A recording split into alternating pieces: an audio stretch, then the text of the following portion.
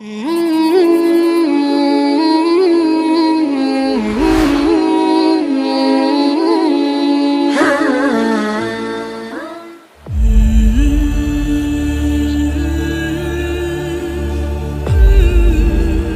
شرمندہ نہیں ہیں، انسانوں کو کپڑوں پہ نہیں تولا جاتا۔ آج کا میرا دیس کا مالدار اتنا فقیر ہو گیا ہے، اتنا چھوٹا ہو گیا ہے کہ وہ اپنا تعارف کروانے کے لیے 50 لاکھ کی گھڑی لیتا ہے، 6 لاکھ کا جوتا لیتا ہے۔ آج کی بیگم اتنی چھوٹی ہو گئی ہے کہ اپنے قد کو بڑا کرنے کے لیے وہ 10 لاکھ کا ہینڈ بیگ لیتی ہے کہ دیکھو میرا بیگ 10 لاکھ کا ہے۔ ارے میری بہن، تو 10 ٹکے کی بھی نہیں رہی اگر تو نے بیگ سے اپنے آپ کو بڑا بنایا۔ او میرے دوست، تو 2 ٹکے کا نہیں ہے اگر تو 10 لاکھ کے جوتے اور 50 لاکھ کی گھڑی سے اگر تو بڑا بننا چاہتا ہے۔ ارے اس دھوکے سے نکلو۔ برینڈڈ برینڈڈ برینڈڈ، کہاں جا رہے ہو؟ جب تم اپنی ذات میں بے قیمت ہو تو رب ذوالجلال کی قسم، تمہاری گھڑیاں، تمہارے بیگ، تمہاری گاڑیاں، تمہارے بنگلے تمہاری عزت کو بڑھا نہیں سکتے۔ ابا جان، آج ہم خوشی سے بلند ہیں کہ ہمارے باپ نے بددیانتی نہیں کی۔ گھر میں تشریف لائے، کہنے کہ فاطمہ کچھ پیسے ہیں، میرا انگور کھانے کو جی چاہ رہا۔ بس فاطمہ رونے لگی۔ فرمایا امیر المومنین، خزانہ تو بھرا پڑا ہے، 1 درہم کا بھی تیرا حق نہیں ہے کہ تو 1 درہم لے کے انگور خرید لے۔ تو تڑپ اٹھے، فاطمہ میں جہنم نہیں برداشت کر سکتا۔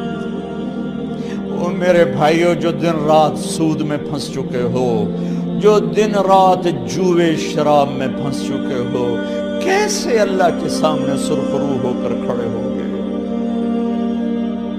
ایک رات گھر میں تشریف لائے، بچیاں، بیٹیاں، منہ پہ ہاتھ، کپڑا رکھا، دوپٹہ رکھا منہ پہ، اور بات کریں۔ آپ نے پوچھا ارے کیا ہوا تمہیں، یہ منہ پہ کپڑا کیوں رکھتی ہو؟ تو خاموش ہو گئی، لیکن گھر کی خادمہ رو پڑی۔ کہا امیر المومنین، آج آپ کی بیٹیوں نے کچا پیاز توڑ کے اس سے روٹی کھائی، سالن کھائی، اور میرے آج کا تاجر کہتا ہے جھوٹ نہ بولوں تو کاروبار کیسے؟ میرا افسر کہتا ہے رشوت نہ لوں تو گزارا کیسے کروں؟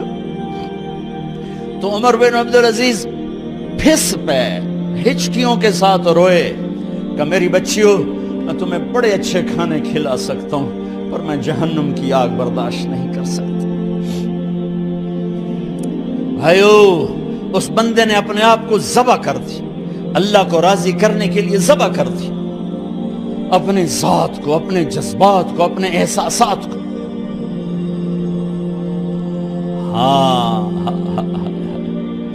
اب اللہ نے صلہ کیا دیا؟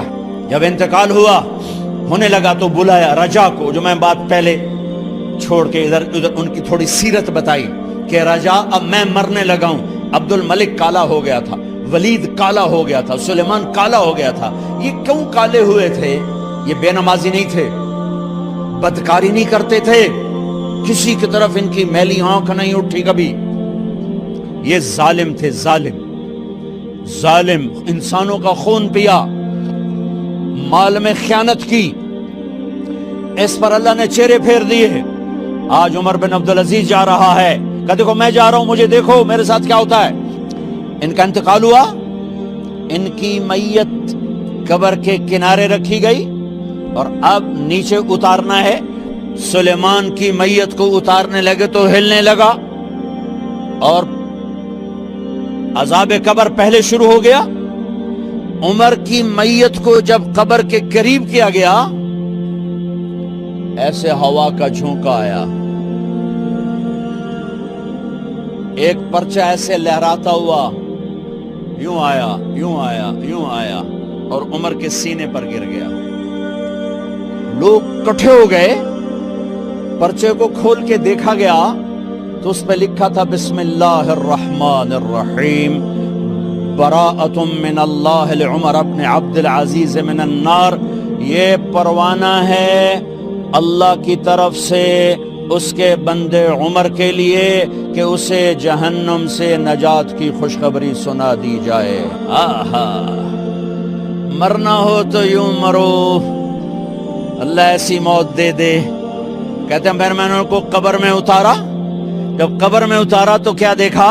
میں نے کفن کی گرہ کھولی تو چہرہ قبلے کی طرف، اور یوں لگا جیسے 14ویں رات کا چاند قبر میں اتر آیا ہو۔ اور آخری بات کرتا ہوں، میرے بھائیوں بہنوں، اپنے اللہ سے صلح کر